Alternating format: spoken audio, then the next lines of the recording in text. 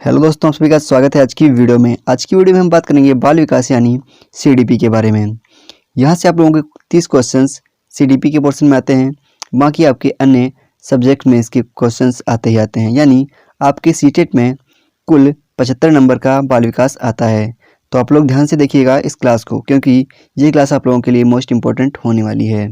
और ध्यान दीजिएगा, ये पेपर 1 और 2 दोनों के लिए कॉमन क्लास है, क्योंकि सीडीपी पेपर 1 और 2 में एक जैसी ही होती है। तो जो या फिर आप पेपर 1 के लिए तैयारी कर रहे हैं तब भी आप लोगों के लिए इंपॉर्टेंट क्लास होने वाली है। आप लोग पेपर 2 के लिए तैयारी कर रहे हैं तब भी आप लोगों के लिए ये इंपॉर्टेंट क्लास होने वाली है। और इस क्लास से आप लोगों को कम से कम 5 से 6 नंबर फंसेंगे, इसकी गारंटी है। तो आप लोग क्लास को बिल्कुल मिस मत कीजिए और ज़्यादा से ज़्यादा लोगों के पास शेयर कर दीजिए, जिससे ज़्यादा से ज़्यादा लोग क्लास से जुड़ सकें। चलिए एक बार सभी लोग क्लास को शेयर कर दीजिए और वीडियो को लाइक कर लीजिए। एक बार पहले सभी लोग एक बार वीडियो को शेयर कर दीजिए अपने फ्रेंड्स के पास में, और एक बार वीडियो को लाइक कर दीजिए। तो चलिए अपनी क्लास को स्टार्ट करते हैं। आज का पहला क्वेश्चन आपकी स्क्रीन पर ये रहा। चलिए इसको पढ़िए और इसका आंसर दीजिए। क्वेश्चन है, शिक्षा के क्षेत्र में पाठ्यचर्या शब्दावली डैश की ओर संकेत करती है। यानी जो आपकी पाठ्यचर्या शब्दावली है वो किसकी ओर संकेत करती है, आप लोगों को बताना है। 4 ऑप्शन आपके सामने हैं। चलिए इसमें से चूज कीजिए कि इसका सही आंसर क्या हो जाएगा। शिक्षा के क्षेत्र में पाठ्यचर्या शब्दावली डैश की ओर संकेत करती है। पहला ऑप्शन है मूल्यांकन प्रक्रिया में। दूसरा ऑप्शन है कक्षा में प्रयुक्त की जाने वाली पाठ्य सामग्री की। दूसरा ऑप्शन है शिक्षण पद्धति एवं पढ़ाई जाने वाली विषय वस्तु। तीसरा ऑप्शन है विद्यालय का संपूर्ण कार्यक्रम, जिसमें विद्यार्थी प्रतिदिन अनुभव प्राप्त करते हैं। चलिए इसका आंसर बताइए कि इसका आंसर क्या सही हो जाएगा। क्वेश्चन नंबर 1 का आंसर जल्दी से बताइए।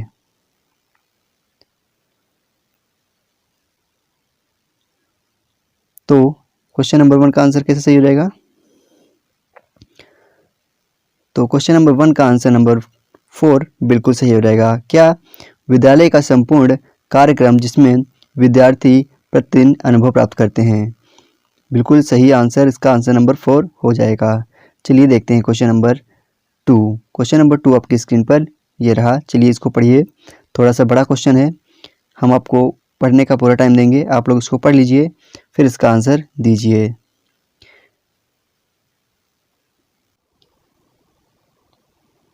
क्वेश्चन है, विद्यालय छोड़ने वाले विद्यार्थी नियंत्रण की दृष्टि से सरकारी संगठनों द्वारा संस्था के स्तर पर विभिन्न उपाय किए हुए हैं। निम्नलिखित में से कौन सा कारण संस्थानिक स्तर से जुड़ा है जिसके कारण बच्चे विद्यालय छोड़ देते हैं। चलिए इसका आंसर दीजिए। इसका मतलब ये है कि बच्चों के लिए सरकार ने कई सारे संगठन, कई सारी संस्थाएं खोल रखी है और उसमें कई सारे उपाय किए गए हैं कि बच्चे विद्यालय जाएं, लेकिन फिर भी बच्चे जो हैं वो क्यों विद्यालय छोड़ रहे हैं, उसका कारण आपको लोगों को बताना है। चलिए क्वेश्चन नंबर 2 का आंसर दीजिए। पहला ऑप्शन है बच्चों से भली भांति व्यवहार करने की आवश्यकता के प्रति अध्यापकों का संवेदनशील ना होना। क्या संवेदनशील ना होना, ये ऑप्शन सही हो जाएगा। दूसरा ऑप्शन है जो बच्चे अनिवार्य पाठ्यचर्या की स्वीकार, यहाँ पे को होगा जो बच्चे अनिवार्य पाठ्यचर्या को स्वीकार नहीं कर पाते उनके लिए विकल्पात्मक पाठ्यचर्या का न होना। दूसरा ऑप्शन है विद्यालय में श्याम पट्ट और शौचालय जैसी आधारभूत सेवाओं का अभाव होना। तीसरा ऑप्शन है विद्यालय का संप्रयुक्त योग्यता वाला न होना तथा उन्हें कम आय देना। चलिए बताइए इसका आंसर क्या सही हो जाएगा। 4 ऑप्शन आपके सामने हैं, इसका आंसर चूज किए और बताइए। तो जिसने जिसने आंसर नंबर 2 दिया है वो हो जाता है यहाँ पे बिल्कुल सही, क्योंकि इसमें लिखा हुआ है जो बच्चे अनिवार्य पाठ्यचर्या को स्वीकार नहीं कर पाते हैं उनके लिए विकल्पात्मक पाठ्यचर्या का न होना। यानी जो बच्चे अनिवार्य पाठ्यचर्या को स्वीकार नहीं कर पा रहे हैं, उसमें एडजस्ट नहीं हो पा रहे हैं, उनके लिए अन्य कोई पाठ्यचर्या का न होना, जिसके कारण बच्चे विद्यालय छोड़ रहे हैं।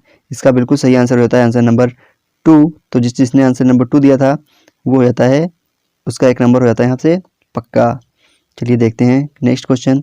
नेक्स्ट क्वेश्चन है क्वेश्चन नंबर 3। लिखा हुआ है पाठ्यक्रम में लचीलापन का उद्देश्य क्या है। पाठ्यक्रम में जो लचीलापन होता है उसका उद्देश्य क्या होता है आप लोगों को बताना है। पहला ऑप्शन लिखा हुआ है विद्यार्थी के स्कूल के अनुभव व उपलब्धियों में सुधार कराना। दूसरा ऑप्शन है शिक्षकों को अधिक खाली समय उपलब्ध कराना। तीसरा ऑप्शन है विद्यार्थियों को खाली कलांश देना।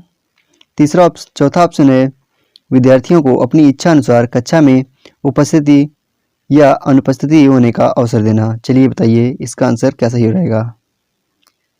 क्वेश्चन नंबर 3 का आंसर बताइए कौन सा सही हो जाएगा। 1 2 3 4 आपके पास 4 ऑप्शन है। चलिए बताइए इसका आंसर नंबर कौन सा सही हो रहेगा।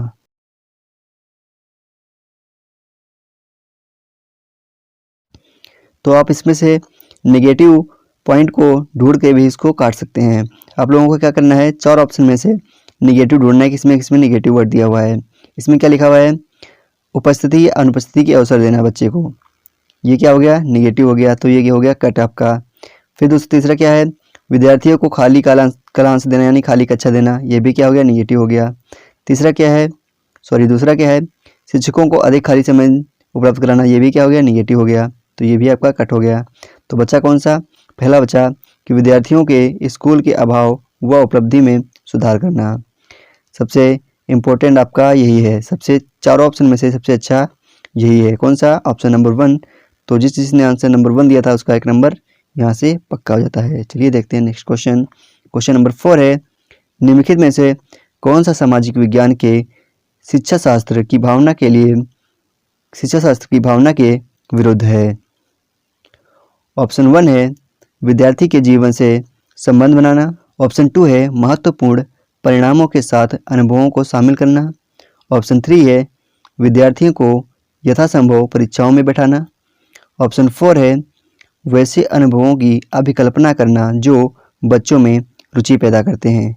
चलिए क्वेश्चन नंबर 4 का आंसर दीजिए।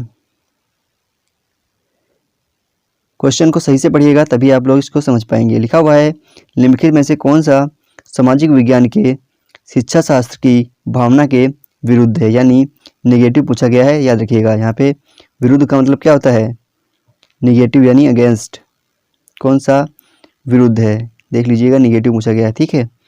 तो नेगेटिव के साथ में नेगेटिव आंसर होगा। चलिए बताइए क्वेश्चन नंबर 4 का आंसर दीजिए।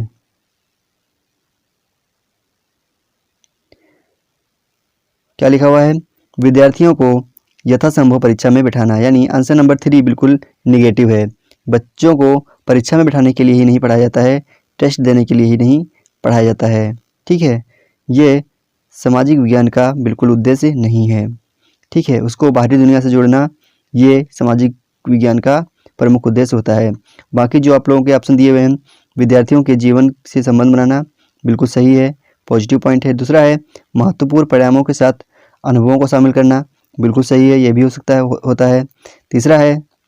चौथा है वैसे अनुभवों की अभिकल्पना करना जो बच्चों में रुचि पैदा करें, तो ये भी आपका क्या है, पॉजिटिव है, तो ये भी सही हो गया। यानी निगेटिव केवल कौन सा था, ऑप्शन नंबर 3 बिल्कुल निगेटिव था, इसीलिए निगेटिव क्वेश्चन के साथ में निगेटिव आंसर सही होता है हमेशा।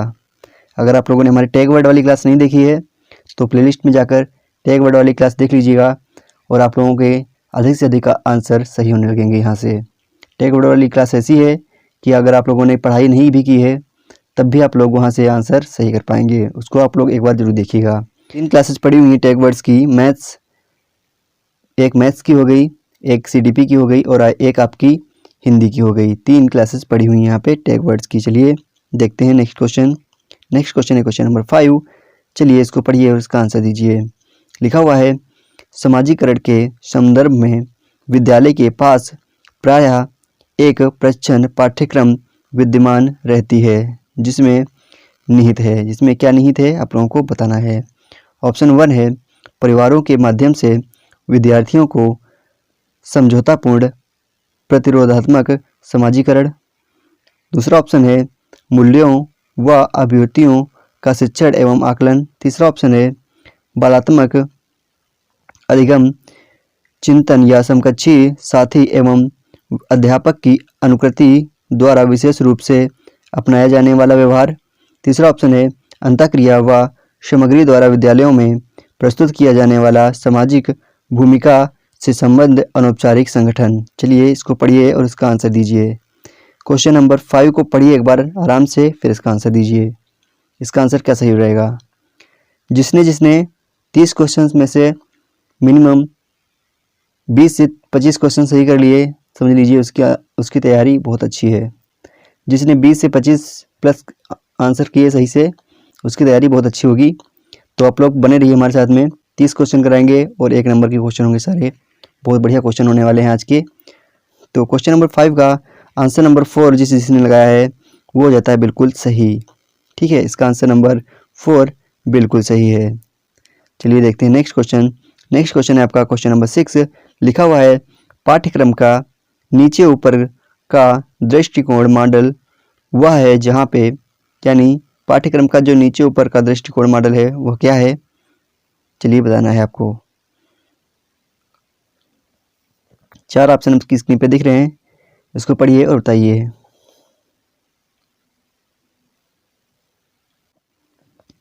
पहला ऑप्शन क्या है? लिखा हुआ है पाठ्यक्रम जो पाठ्यचर्या की गतिविधि की बढ़ी हुई पसंद के साथ छात्र गतिशीलता के लिए स्वतंत्रता की अनुमति देता है और करने से सीखने को प्रोत्साहित करता है। दूसरा ऑप्शन है सीखने की प्रक्रिया को करियर ओरिएंटेशन की ओर बढ़ाता है। तीसरा ऑप्शन है छात्रों पर अप्रत्यक्ष प्रभाव के साथ एक जरूरी आधारित शिक्षा है। चौथा ऑप्शन है अधिगम सॉफ्टवेयर के एक सेट पर आधारित होता है जो पाठ्यक्रम को अधिक शिक्षार्थियों के अनुकूल बनाता है। चलिए बताइए इसका आंसर क्या सही रहेगा?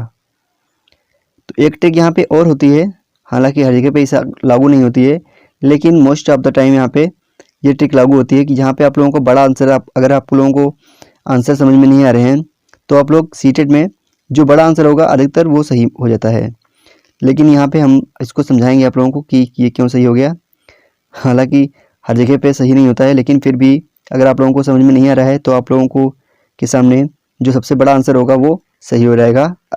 अधिकतर 100% नहीं सही होता है, लेकिन 90% तक जो सबसे बड़ा आंसर होता है वही सही होता है CTET में। इसमें लिखा हुआ है पाठ्यक्रम जो पाठ्यचर्या की गतिविधि की बढ़ी हुई पसंद के साथ साथ बच्चा गतिशीलता के लिए स्वतंत्रता की अनुमति देता है, यानी जहाँ पे आप बच्चे को खेलने कूदने के साथ साथ में उसकी पसंद की अन्य कई गतिविधि करने का अवसर प्रदान होता है और उसको प्रोत्साहित किया जाता है, वो आपका क्या हो जाएगा? नीचे ऊपर दृष्टिकोण मॉडल हो जाएगा। ठीक है, तो इसका सही आंसर नंबर 1 बिल्कुल सही हो जाएगा। और नीचे के जितने सारे ऑप्शन हैं वो सारे निगेटिव भी हैं, आप लोग एक बार देख सकते हैं। ये देखते हैं नेक्स्ट क्वेश्चन। क्वेश्चन नंबर 7 है कक्षा 1 के लिए एक भाषा पुस्तक शुरू होती है, कविताओं और कहानियों और वर्णमाला के साथ समाप्त होती है। भाषा के इस तरह की व्यवस्था दृष्टिकोण को क्या दर्शाती है? चलिए बताइए। कक्षा 1 है, उसके लिए एक पाठ्य पुस्तक शुरू किया जाता है जिसमें कविताएं और कहानियां हैं और साथ साथ में क्या है? वर्णमाला आखिरी में दिया हुआ है। तो इस तरह के जो पाठ्यक्रम है वह किस व्यवस्था की ओर दृष्टिकोण दर्शाती है? चलिए बताइए। क्वेश्चन नंबर 7 का आंसर दीजिए। क्वेश्चन नंबर 7 का आंसर दीजिए।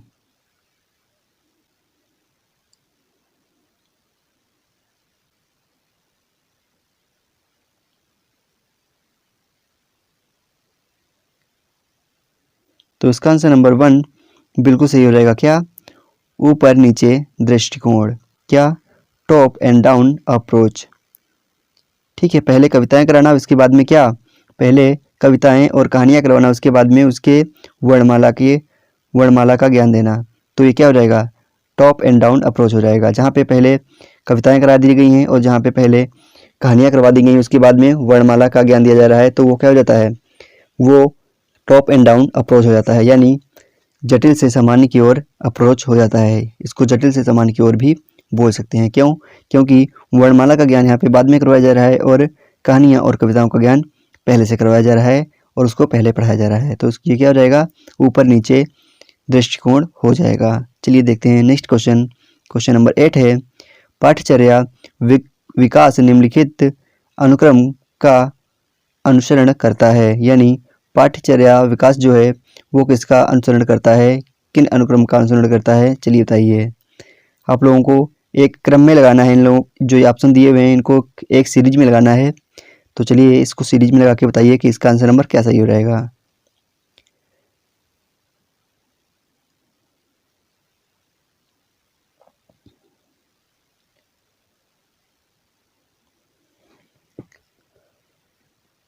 तो आई होप आप लोगों ने अब तक क्वेश्चन को पढ़ लिया होगा और अपना आंसर भी लगा दिया होगा।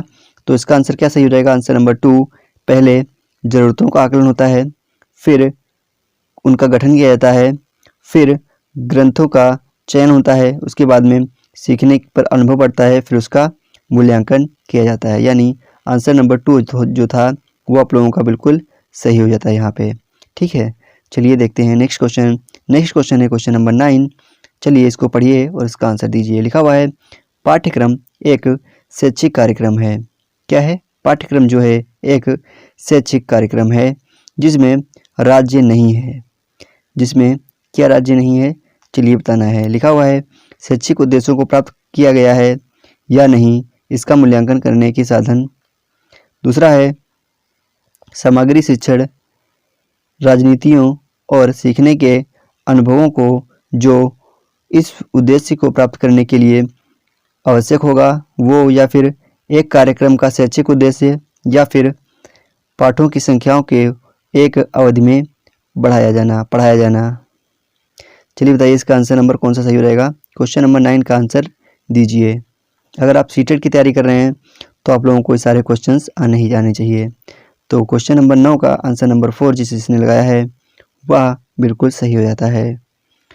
अगर आप लोगों को हिंदी वाला क्वेश्चन समझ में नहीं आ रहा है तो आप लोग इंग्लिश वाला भी देख सकते हैं। इसीलिए हम बाईलिंगुअल क्लास लेके आते हैं, इसीलिए हम दोनों टाइप करवाते हैं, इंग्लिश और हिंदी टाइप करवाते हैं। हालांकि मैं हिंदी बोलता हूँ लेकिन आप इंग्लिश वाला भी पढ़ सकते हैं। चलिए देखते हैं अगला क्वेश्चन। क्वेश्चन नंबर 10 आपकी स्क्रीन पर है। चलिए इसको पढ़िए और इसका आंसर दीजिए। लिखा हुआ है पाठ्यक्रम में शिक्षार्थियों को गंभीर रूप से सोचने में सक्षम होना चाहिए, इसमें शामिल है। चलिए बताइए इसका आंसर क्या सही हो जाएगा। लिखा हुआ है पाठ्यक्रम में शिक्षार्थियों को गंभीर रूप से सोचने में सक्षम होना चाहिए, इसमें शामिल है। चलिए बताइए इसमें क्या शामिल है, चलिए आंसर दीजिए। तो क्वेश्चन नंबर 10 का आंसर बताइए। अभी मैंने आपको बताया था कि जहाँ पे आप लोगों को समझ में ना आ रहा हो, बिल्कुल आंसर बिल्कुल आपका क्लियर ना हो कि यहाँ पे क्या होगा, सारे पैतरे आजमाने के बाद में अगर आप लोगों को कुछ समझ में नहीं आता है तो आप लोग वहाँ पे सबसे बड़े आंसर के साथ में जा सकते हैं। लेकिन ये क्वेश्चन बहुत सिंपल था, इसका आप पढ़ के भी जवाब दे सकते थे। क्या है इसका आंसर? इसका आंसर नंबर 3 हो जाएगा। ध्यान से विश्लेषण और मूल्यांकन की ओर की क्षमता जानकारी। क्या? Ability to careful analysis and evaluate information. यानी आंसर नंबर 3 जो था इसका आप लोगों का बिल्कुल सही हो जाएगा। जिसने इसका आंसर नंबर 3 दिया था वो यहाँ पे बिल्कुल सही होता है। चलिए बढ़ते हैं आगे। क्वेश्चन नंबर 11 है एक बहुआयामी पाठ्यक्रम वह है जो, क्या है वो, चलिए बताइए। क्वेश्चन नंबर 10 का आंसर दीजिए। एक बहुआयामी पाठ्यक्रम वह है जो कई विषयों के शिक्षण को पूरा कराता है, या फिर शिक्षार्थियों के सर्वांगीण विकास को सुनिश्चित करता है, या फिर विभिन्न आयामों में फैलता है, या फिर एक व्यापक सामग्री क्षेत्र। चलिए आंसर दीजिए। तो बहुत सिंपल क्वेश्चन था, आप लोगों ने इसका आंसर कर दिया होगा। इसका आंसर नंबर 2 बिल्कुल सही हो जाएगा। शिक्षार्थियों के सर्वांगीण विकास को सुनिश्चित करता है। नेक्स्ट क्वेश्चन है क्वेश्चन नंबर 12। पूछताछ आधारित शिक्षा पर आधारित है, यानी पूछताछ शिक्षा जो है वो किस पर आधारित है, चलिए बताइए। इंक्वायरी बेस्ड जो करिकुलम है वो किस पर आधारित है, चलिए बताइए। पहला है निगमन तर्क पर, दूसरा है आगमन तर्क पर, तीसरा है अन्वेषण तर्क पर, चौथा है अनुरूप तर्क पर। चलिए आंसर दीजिए। अन्वेषण तर्क जो था उस पर आधारित है क्या, पूछताछ आधारित शिक्षा। चलिए देखते हैं नेक्स्ट क्वेश्चन। क्वेश्चन नंबर 13 है विद्यार्थी को विद्यालय में खेलना क्यों उचित है। जो विद्यार्थी होते हैं उनका विद्यालय में खेलना क्यों उचित होता है, क्यों अच्छा होता है, वो आप लोगों को बताना है। चलिए आंसर आप लोग दीजिए। 4 ऑप्शन आपके स्क्रीन पे दिख रहे हैं। चलिए इसको पढ़िए, आंसर दीजिए। ऐसे ही सेम क्वेश्चन आप लोगों के सीटेट में आते हैं, ध्यान रखिएगा। पहला ऑप्शन है उन्हें शारीरिक रूप से सशक्त बनाएगा। दूसरा ऑप्शन है यह शिक्षकों के लिए काम आसान करेगा। तीसरा ऑप्शन है यह समय बिताने के में सहायक होगा। चौथा ऑप्शन है यह सहयोग एवं शारीरिक संतुलन का विकास करेगा। चलिए बताइए इसका आंसर क्या सही हो रहेगा। यह उन्हें शरीर विकास से सशक्त बनाएगा, या फिर यह शिक्षकों के लिए काम आसान करेगा, या फिर यह समय बिताने में सहायक होगा, या फिर यह सहयोग एवं शारीरिक संतुलन का विकास करेगा। चलिए क्वेश्चन नंबर 13 का आंसर दीजिए। तो जिसने क्वेश्चन नंबर 13 का आंसर नंबर 4 लगाया है वो बिल्कुल सही हो जाता है। चलिए देखते हैं नेक्स्ट क्वेश्चन नंबर 14। लिखा हुआ है विज्ञान एवं कला प्रदर्शनियाँ, संगीत एवं नृत्य प्रस्तुति तथा विद्यालय पत्रिका निकालना डैश के लिए है। चलिए बताइए। क्वेश्चन नंबर 14 का आंसर दीजिए। आंसर नंबर 1 है शिक्षार्थियों को सृजनात्मक मार्ग उपलब्ध कराना। आंसर नंबर 2 है विभिन्न व्यवसायों के लिए विद्यार्थियों को प्रशिक्षित करना। आंसर नंबर 3 है विद्यालय का नाम रोशन करना। आंसर नंबर 4 है अभिभावकों को संतुष्ट करना। चलिए बताइए विज्ञान कला प्रदर्शनियाँ जो होती हैं वह क्यों करवाई जाती हैं। संगीत नृत्य जो होता है उनकी प्रस्तुति, जो कॉलेज में नाटक वगैरह होते हैं, या विज्ञान कला प्रदर्शनियाँ जो होती हैं वो क्यों करवाई जाती हैं। चलिए बताइए। क्वेश्चन नंबर 14 का आंसर दीजिए, देखते हैं कौन सही बताएगा। क्या वो अभिभावक को संतुष्ट कराने के लिए होती हैं? नहीं होती हैं। क्या वो विद्यालय का नाम रोशन कराने के लिए होती हैं? नहीं। क्या वो व्यवसाय पाने के लिए होती हैं? नहीं। व्यवसाय वाले जहाँ पे मिल जाए वहाँ पे बिल्कुल निगेटिव होता है। तो क्या हो गया इसका आंसर नंबर 1 बिल्कुल सही हो गया। विद्यार्थियों को सृजनात्मक मार्ग उपलब्ध कराने के लिए जो झांकियाँ या प्रदर्शनियाँ होती हैं वो होती हैं। चलिए देखते हैं नेक्स्ट क्वेश्चन है क्वेश्चन नंबर 15। लिखा हुआ है नृत्य ड्रामा एवं शिल्पकार का प्रयोग किया जाता है। चलिए बताइए नृत्य ड्रामा और जो शिल्पकार होता है उसका प्रयोग क्यों किया जाता है। जल्दी से बताइए। विशेष गुणों के विकास हेतु, या फिर व्यक्तित्व को ढालने के लिए, या ऑप्शन नंबर 3 जो है आप लोग इंग्लिश में पढ़ लीजिए क्योंकि हिंदी में यहाँ पे थोड़ा पता गलत टाइप हो गया है, समझ में नहीं आ रहा है, तो आप लोग हिंदी में देख लीजिए। An outlet for blocked and intolerable drives. चलिए इसको पढ़ लीजिए और इसका आंसर दीजिए। और चौथा है इनमें से सभी। क्वेश्चन नंबर 15 का आंसर दीजिए। तो क्वेश्चन नंबर 15 का आंसर नंबर 4 जिस इसने लगाया है वो जाता है बिल्कुल सही यहाँ पे, क्योंकि जो नृत्य ड्रामा एवं शिल्पकला का प्रयोग होता है वो इन सभी के लिए किया जाता है। इन सभी के लिए इनका प्रयोग किया जाता है। चलिए देखते हैं क्वेश्चन नंबर 16। लिखा हुआ है रोल प्ले हर भाषा कक्षा का एक अभिन्न अंग होना चाहिए। क्यों, वो आप लोगों को बताना है। जो रोल प्ले होता है वो हर भाषा कक्षा का एक अभिन्न अंग क्यों होना चाहिए। चलिए बताइए।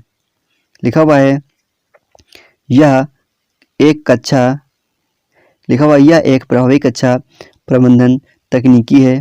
दूसरा है यह छात्रों को समर्थ बात करने में सक्षम बनाता है। तीसरा है यह छात्रों को कहानी याद करने में सक्षम बनाता है। तीसरा है यह लड़कियों और लड़कों को स्वतंत्र रूप से बातचीत करने में सक्षम बनाता है। चलिए बताइए रोल प्ले क्यों करना चाहिए, वो आप लोगों को बताना है।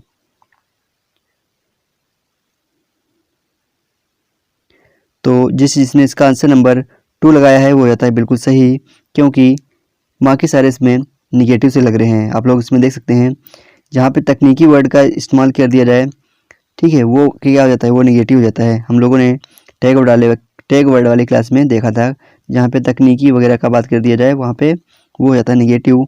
जहाँ पे याद करने का वर्ड आ जाए वो हो जाता है, जहाँ पे याद करने की बात की जाए वो हो जाता है निगेटिव।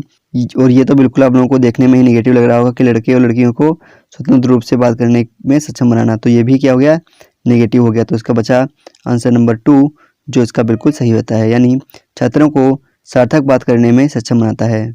क्या छात्रों को सार्थक बात करने में सक्षम बनाता है, तो इसका आंसर नंबर 2 बिल्कुल सही रहता है। ओके, चलिए देखते हैं next question, question number 17। Next question है क्वेश्चन नंबर 17।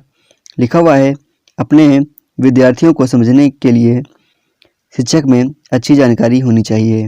अपने विद्यार्थी को समझना है तो शिक्षक के अंदर अच्छी जानकारी होनी चाहिए, किसके प्रति वो आप लोगों को बताना है। चलिए बताइए,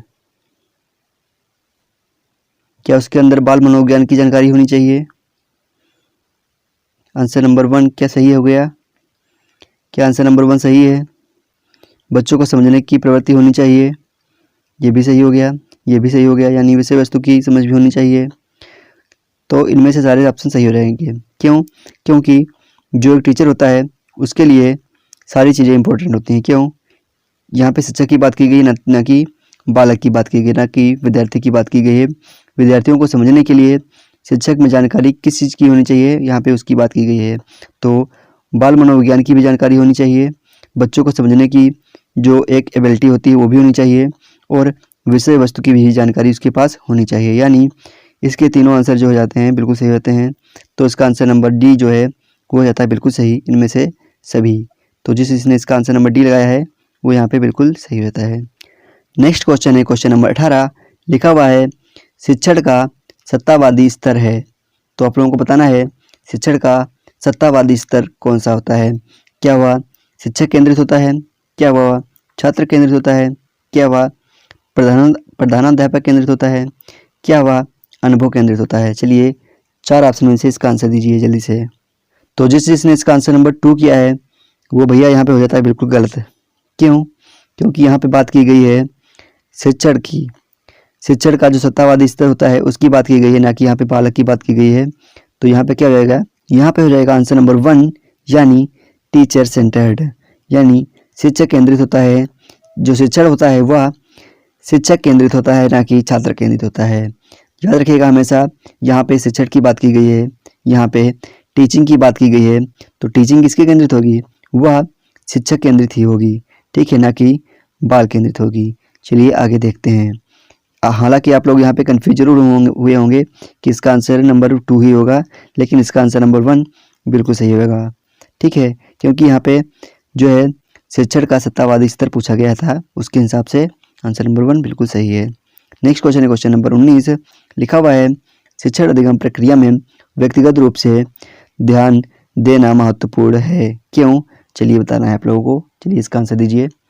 पहला ऑप्शन है, शिक्षार्थी हमेशा समूह में ही बेहतर सीखते हैं। दूसरा ऑप्शन है, शिक्षक प्रशिक्षण कार्यक्रमों में ऐसा ही बताया गया है। तीसरा ऑप्शन है, इससे प्रत्येक शिक्षार्थी को अनुशासित करने के लिए शिक्षकों को बेहतर अवसर मिलते हैं। चौथा ऑप्शन है, बच्चों की विकास दर भिन्न होती है और वे भी भिन्न तरीके से सीखते हैं। तो आप लोगों ने अगर सीटेट की तैयारी कर रहे हो अच्छे तरीके से, तो आप लोग अब तक इसका आंसर समझ गए होंगे। इसका आंसर क्या सही हो जाएगा? इसका आंसर नंबर डी बिल्कुल सही हो जाएगा।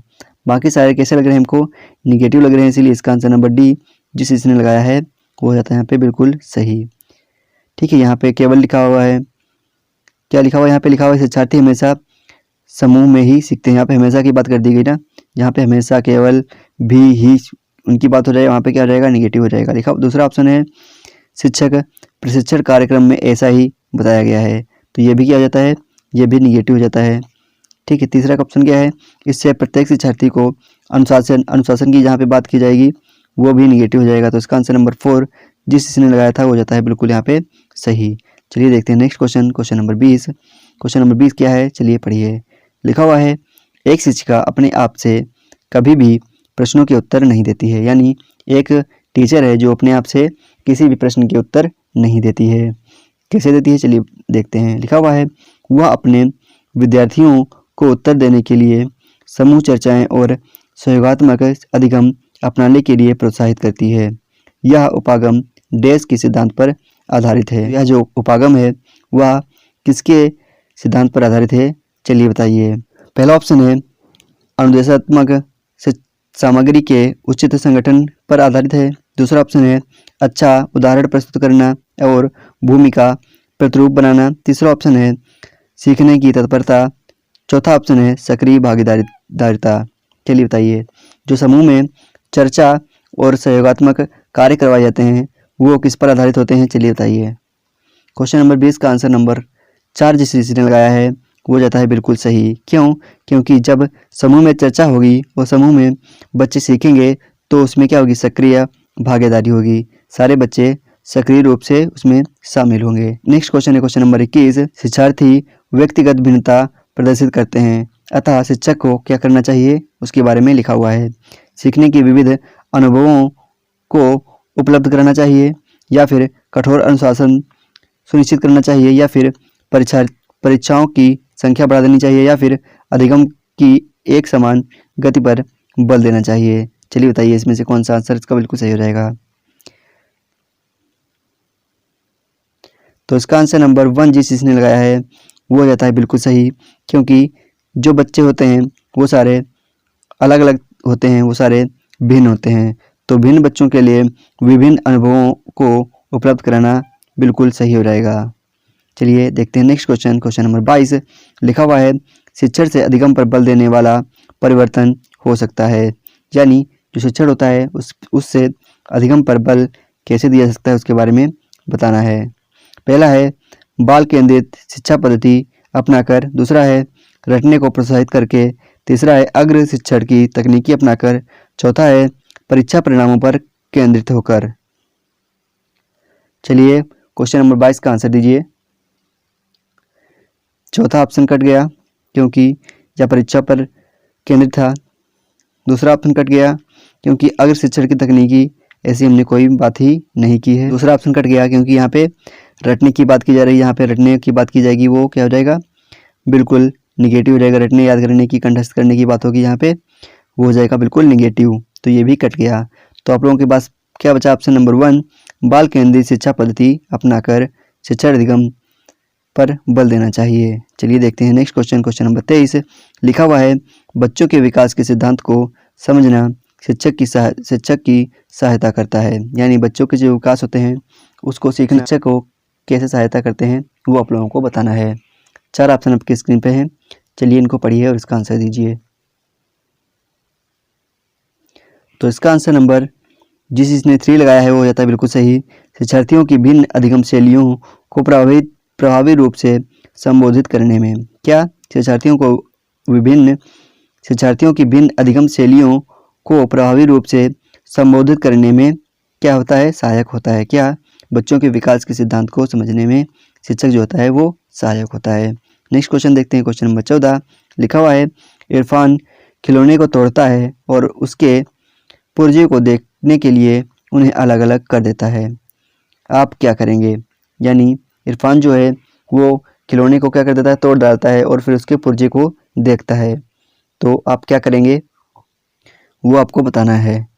4 ऑप्शन आपके सामने दिए हुए हैं, इनमें से आप क्या करेंगे उसके साथ में, चलिए बताइए। बहुत सिंपल क्वेश्चन है कि उसके जिज्ञासा स्वभाव को प्रोत्साहित करेंगे और उसकी जो ऊर्जा है उसको सही दिशा देंगे। नेक्स्ट क्वेश्चन है क्वेश्चन नंबर 25 लिखा हुआ है, पर्यावरण अध्ययन की कक्षा में बच्चों के व्यक्तिगत अनुभवों को महत्व देना शिक्षक को लाभ पहुंचाता है, क्यों लाभ पहुंचाता है, चलिए बताइए। क्वेश्चन नंबर 25 का आंसर दीजिए जल्दी से। पहला ऑप्शन है बच्चों के विशिष्ट अनुभवों को जानने में, दूसरा ऑप्शन है बच्चों की भाषा और संप्रेषण कुशलताओं को सुधारने और परिमार्जित करने में, तीसरा ऑप्शन है विषय को बच्चों के अनुभव संसार से जोड़ने और विमर्श व सीखने को बढ़ावा देने में, चौथा ऑप्शन है उसकी ऊर्जा बचाने में क्योंकि बच्चे बातचीत करना पसंद करते हैं। चलिए बताइए इसका आंसर नंबर क्या सही हो जाएगा। जिसने इसका आंसर नंबर 3 लगाया है वो जाता है बिल्कुल सही, क्योंकि यहाँ पे बच्चे को उसके अनुभव संसार से जोड़ा जा रहा है और उसे सीखने में बढ़ावा भी दिया जा रहा है।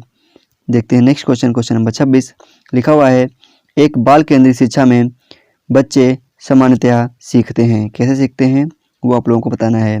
क्या व्यक्तिगत और सामूहिक रूप से सीखते हैं, क्या मुख्य रूप से शिक्षक से ही सीखते हैं, क्या व्यक्तिगत रूप से ही सीखते हैं, क्या समूह में ही सीखते हैं, चलिए बताइए। क्या व्यक्तिगत और सामूहिक रूप दोनों रूपों से सीखते हैं, क्या मुख्य रूप से शिक्षक से ही सीखते हैं, या फिर जो है समूह में ही सीखते हैं। जो बच्चे होते हैं वो कैसे सीखते हैं वो आप लोगों को बताना है। व्यक्तिगत और सामूहिक रूप दोनों से सीखते हैं बच्चे। कैसे सीखते हैं? व्यक्तिगत और सामूहिक रूप दोनों से सीखते हैं बच्चे। नेक्स्ट क्वेश्चन है क्वेश्चन नंबर 27। एक शिक्षक सामान्यतः विद्यार्थियों को अलग अलग कार्य देता है। वह यह विश्वास करता है कि वह क्या विश्वास करता है? चलिए बताइए। 4 ऑप्शन आपके स्क्रीन पे दिख रहे हैं, इनको पढ़िए और आंसर दीजिए जल्दी से। वह कार्य इसलिए अलग अलग देता है क्योंकि प्रत्येक विद्यार्थी जो होता है उसकी अलग अलग क्षमता होती है, वो अलग अलग होता है, यानी हर विद्यार्थी इंडिविजुअल होता है, यानी विद्यार्थियों में व्यक्तिगत अंतर होते हैं। तो इसका आंसर जिस चीज़ने भी सी लगाया है वो हो जाता है बिल्कुल सही। आंसर नंबर 3 इसका बिल्कुल सही आंसर है। नेक्स्ट क्वेश्चन है क्वेश्चन नंबर 28। बाल केंद्रित शिक्षा के लिए निम्नलिखित में से कौन सा साकार आधार है? चलिए बताइए। क्वेश्चन नंबर 28 का आंसर दीजिए जल्दी से। व्यक्तिगत अंतर लिखा हुआ है यहाँ पे, ठीक है। दूसरा ऑप्शन लिखा हुआ है बाल अधिकार। तीसरा ऑप्शन लिखा हुआ है बच्चों की निःशुल्क और अनिवार्य शिक्षा का आधार अधिनियम 2009। तीसरा ऑप्शन लिखा हुआ है सभी बच्चों सभी संदर्भों को में समान होते हैं आधारित, यानी सभी बच्चे जो होते हैं वो इक्वल होते हैं। ये तो बिल्कुल कट गया, सारे बच्चे इक्वल नहीं होते, सबको पता है। ये हो नहीं सकता क्योंकि बात क्या हो रही है? बाल केंद्रित शिक्षा की बात हो रही है। तो इसका आंसर नंबर जिसने आंसर नंबर 1 लगाया है वो जाता है बिल्कुल सही। व्यक्तिगत अंतर यानी इंडिविजुअल डिफरेंस, हर बच्चे में व्यक्तिगत अंतर होता ही होता है, चाहे भले वो जुड़वा ही क्यों ना हो, ठीक है। नेक्स्ट क्वेश्चन है क्वेश्चन नंबर 29। लिखा हुआ एक अध्यापक किसी भी समूह में समुदाय व्यक्तिगत विभिन्नताओं को समझ सकता है। क्यों समझ सकता है? चलिए बताइए। कैसे समझ सकता है? चलिए बताइए। क्वेश्चन नंबर 29 का आंसर दीजिए। एक अध्यापक है जो किसी भी समूह में सामुदायिक व्यक्तिगत विभिन्नता को समझ सकता है। कैसे समझता है? वो लैंग्वेज एंड एक्सप्रेशन से समझता है। कैसे? भाषा एवं अभिव्यक्ति के आधार पर समझ जाता है कि बच्चे कि कौन सा बच्चा अलग है, कौन सा बच्चा भिन्न है। तो इसका आंसर नंबर 3 जिसने लगाया था वो जाता है बिल्कुल सही। चलिए देखते हैं नेक्स्ट क्वेश्चन, क्वेश्चन नंबर 30। चलिए इसको पढ़िए और इसका आंसर दीजिए। लिखा हुआ है बाल केंद्रित शिक्षा शास्त्र है। बाल केंद्रित शिक्षा जो होती है वह क्या होती है? चलिए इसको पढ़िए और बताइए। तो क्वेश्चन नंबर 30 का आंसर नंबर 1 जिसने लगाया था हो जाता है बिल्कुल सही। जो बाल केंद्रित शिक्षा होती है वह बच्चों के अनुभवों, उनके विचारों और उनकी सक्रिय सहभागिता को प्राथमिकता देती है। बाकी के सारे ऑप्शन इतने अच्छे नहीं हैं जितना अच्छा ऑप्शन नंबर 1 है। तो सीटेट में हमें क्या करना होता है? सारे ऑप्शन में से जो सबसे बेस्ट होता है उसे सिलेक्ट करना होता है। नेक्स्ट क्वेश्चन है क्वेश्चन नंबर 31। चलिए पढ़िए और इसका आंसर बताइए। क्वेश्चन नंबर 31 को पढ़िए और इसका आंसर दीजिए। लिखा हुआ है सीमा हर पाठ को बहुत जल्दी सीख लेती है जबकि लीना उसे सीखने में ज़्यादा समय लगाती है। यह विकास देश के सिद्धांत को दर्शाता है। यह जो विकास है यह किसके सिद्धांत को दर्शाता है? चलिए इसका आंसर आप लोगों को कमेंट में लेना है, यहाँ पे नहीं देना है। ये आप लोगों का क्या हो गया? ये हो गया आपका होमवर्क, जिसका आंसर आप लोगों को नीचे कमेंट बॉक्स में लिख के देना है। तो ये थी आज की हमारी क्लास। आई होप आप लोगों को क्लास अच्छी लगी होगी। अगर आप लोगों को क्लास अच्छी लगी है तो एक लाइक ज़रूर करिएगा। अगर चैनल पे आप लोग नए हैं तो चैनल को सब्सक्राइब जरूर कर लीजिएगा। आपसे रिक्वेस्ट है कि ये चैनल को सब्सक्राइब करिए और अपने फ्रेंड्स के पास में ज़रूर शेयर करिएगा, जिससे हम मोटिवेट होते हैं, जिससे हमें मोटिवेशन मिलता है। तो आप लोग एक कमेंट करके जरूर बताइएगा कि आप लोगों के 30 क्वेश्चन में से कितने आंसर सही हुए और आपको आज की हमारी क्लास कैसी लगी। और ध्यान रखिए क्लास को ज़्यादा से ज़्यादा लोगों के पास शेयर कीजिए। जितने ज़्यादा लोग देखेंगे उतना ज़्यादा हम मोटिवेट होंगे और उतने ज़्यादा हम अच्छी क्लास आप लोगों के लिए लेके आएंगे, उतने ही अच्छे अच्छे क्वेश्चंस आप लोगों के लिए ढूंढ के लाएंगे, निकाल के लाएंगे, खोज के लाएंगे। तो आज की क्लास में बस इतना ही।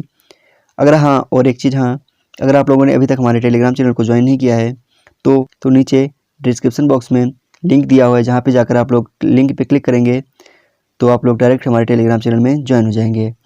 इस क्लास की PDF आप लोगों को वहीं पे मिलेगी, जिसके आंसर भी लिखे हुए हैं। इस क्लास की जो PDF है ये आप लोगों को टेलीग्राम चैनल पर मिल जाएगी, जिसके आंसर यहाँ पे आप लोग नीचे देख सकते हैं, यहाँ पे लिखे हुए हैं। आप लोगों को ये टेलीग्राम पर ही मिलेगी, वहाँ से आप लोग उसको आसानी से डाउनलोड कर पाएंगे। अगर आप लोगों को लिंक काम नहीं कर रहा है तो आप लोग डायरेक्ट टेलीग्राम पे सर्च करिएगा क्या CDP क्वीन हिमांशी मैम। आप लोगों को वहाँ पे ग्रुप दिख जाएगा, जिसमें करीब 940 या 45 लोग ज्वाइन हो चुके हैं। आप लोग भी इसमें ज्वाइन हो जाइएगा।